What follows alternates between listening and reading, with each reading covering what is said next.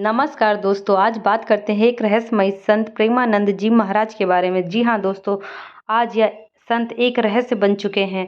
तो दोस्तों, प्रेमानंद जी का जन्म कानपुर के उत्तर प्रदेश में सात्विक विवेक ब्राह्मण परिवार में हुआ। प्रेमानंद महाराज जी के पिता का नाम शंभू पांडे, माता का नाम रमा देवी था। प्रेमानंद महाराज जी के बचपन का नाम अनिरुद्ध कुमार पांडे था, परंतु प्रेमानंद जी महाराज को सभी लोग पीले बाबा के नाम से ही संबोधित करते हैं। दोस्तों, यह बाबा आज एक रहस्य बन चुके हैं। तो दोस्तों, आइए आगे जानते हैं। बचपन से ही सत्संग का स्मरण करते हुए प्रेमानंद महाराज जी के मन में अध्यात्म ज्ञान जागृत होने लगा था और प्रेमानंद महाराज जी बचपन से ही नित्य मंदिर जाकर 10 से 15 हनुमान चालीसा का पाठ करके तिलक लगाकर स्कूल जाया करते थे। प्रेमानंद महाराज जी बताते हैं कि अपनी माँ से संत होने के बारे में बात करने के बाद अगले दिन महाराज के मन में भगवान के चरणों में न्यौछावर होने की व्याकुलता उठी और सुबह 3 बजे महाराज ने घर छोड़कर यात्रा पर निकल गए। उस समय महाराज की उम्र सिर्फ 13 वर्ष थी।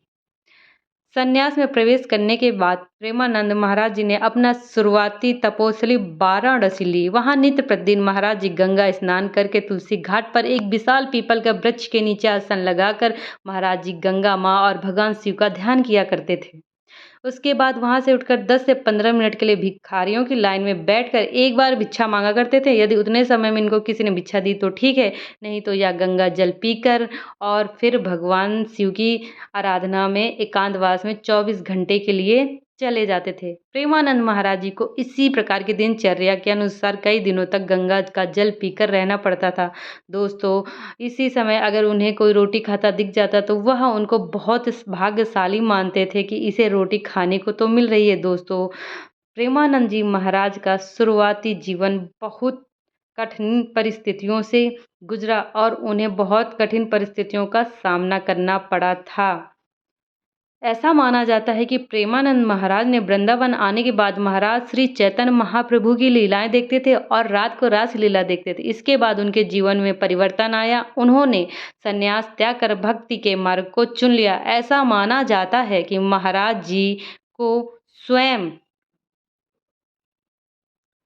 राधा बल्लभ मंदिर में सिर्फ राधा जी को निहारा करते थे। प्रेमानंद महाराज जी को देखकर शायद ही किसी को लगता होगा कि उनकी दोनों किडनियां फेल हो चुकी हैं। सामान्य खान पान और कठिन दिनचर्या अपनाने के वाले प्रेमानंद जी महाराज की दोनों किडनियां कई साल पहले ही किडनी से जुड़ी एक गंभीर बीमारी की वजह से काम करना बंद कर चुकी थी।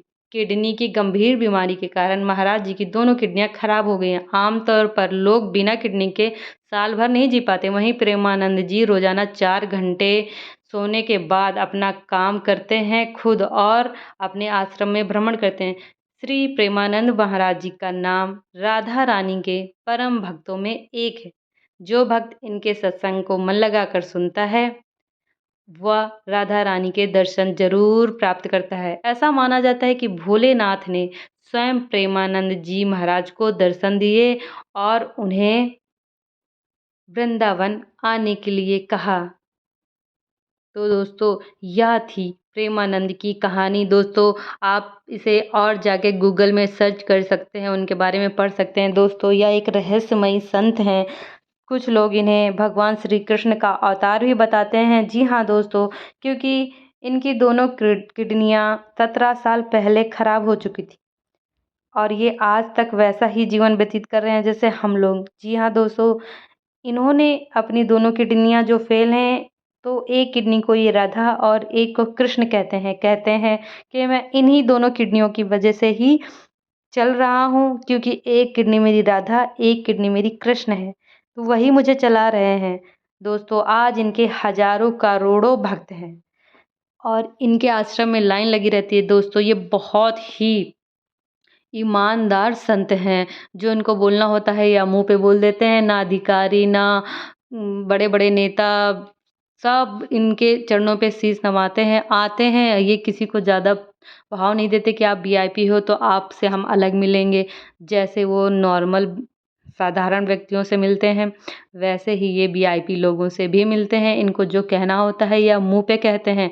ये कभी ऐसी मतलब किसी को मक्खन नहीं लगाते हैं। तो दोस्तों, अगर मुझे मौका मिला कभी इनसे मिलने का तो मैं इनके दर्शन ज़रूर करूँगी।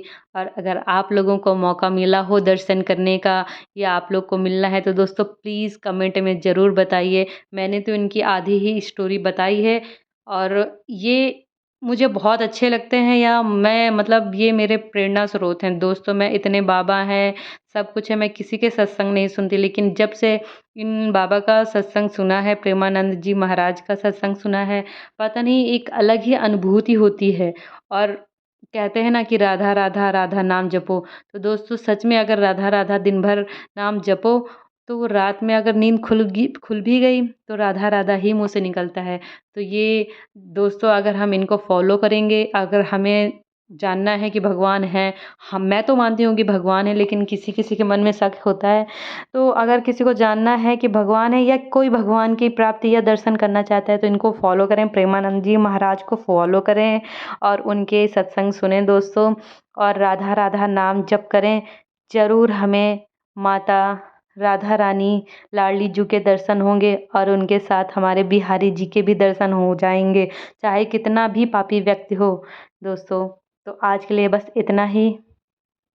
कैसी लगी कहानी तो कमेंट में ज़रूर बताइएगा।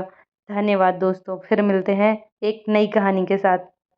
राधे राधे।